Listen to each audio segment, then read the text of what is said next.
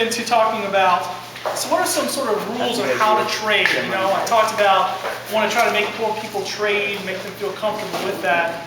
So a couple of simple rules that you can kind of try to remember. One is buy extras, okay? If you want to trade patches, there's one thing you need to have, some ammunition. Because you do not want to trade those patches of things that you went to. Remember that you went to that event, you got your one patch, that's the one you're supposed to keep and put behind and keep in that bag. You're not supposed to trade that. So if you want to trade patches, you need to buy some extras. Go down to the Lodge store today, chances are they're going to have leftover patches from the last couple of events. They might even have some Lodge flaps from Dixie or maybe from NOAC, or I think they have Indian Summer actually. And you can buy those for $3, whatever. It's pretty cheap. I realize that if you're a 13-year-old scout, you may not have a lot of money. That may seem like something's out of reach for you.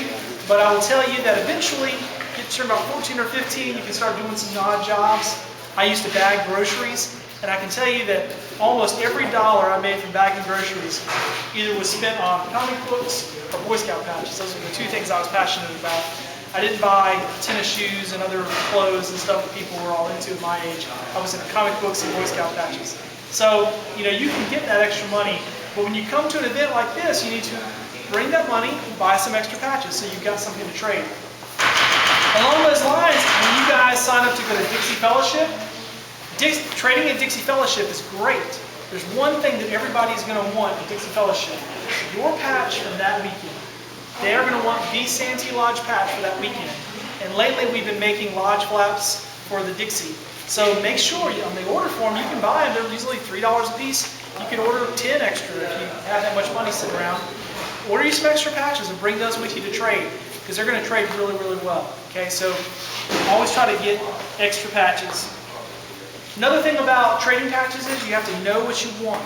You got to educate yourself, decide what your focus is going to be, and know what that is. It's easy for me when I go to, like I went to Indian Summer this past summer. I just went and traded for anything. Anything that said Indian Summer, I could trade. I traded for it because I knew people who wanted that stuff. That was pretty easy for me. But if you go to an event like Kyle was there and some of the guys were in Indian Summer, maybe you had to kind of decide what is it I really want, because I don't want to collect just patches from California or Tennessee or New York. I want to focus on something. So you need to have that focus when you come to an event. Sometimes it can be, looking for patches that have rebel flags on them or wolves or whatever. Whatever that little niche that you're going to go after, try to have that focus. If you're just getting started, I really encourage you to window shop. Walk around. Just sit. Ask if you can sit next to somebody. Myself, or Terry Skipper, who's done a lot of patch trading, or just anybody who's can be sort of a mentor for you.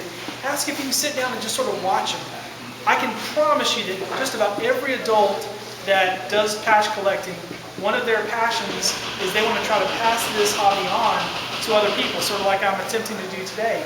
And we would love to have you learn, sort of the tricks of the trade, what would be a good trade, what wouldn't be a good trade. But you just kind of have to educate yourself. So ask if you can sit in.